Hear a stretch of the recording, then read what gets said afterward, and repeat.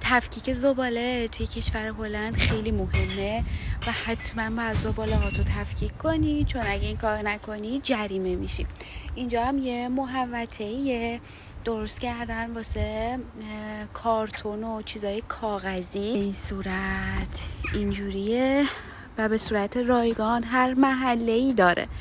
باید بیای کارتونا و کاغذ، هر چیزی که کاغذی و اینا باشه رو بریزی اینجا، ولی پلاستیکی نمیتونی بندازی. و یه قسمتی هم درست کردن، یه سطلایی هم داریم اینجا مال شیشه است. شیشه های شراب یا کنسرو، هر چیزی که شیشه‌ای باشه داخل اینجا میندازیم که میره توی زمین و بعدم تخلیه میکنن. به این صورت اینه محوطه‌اش.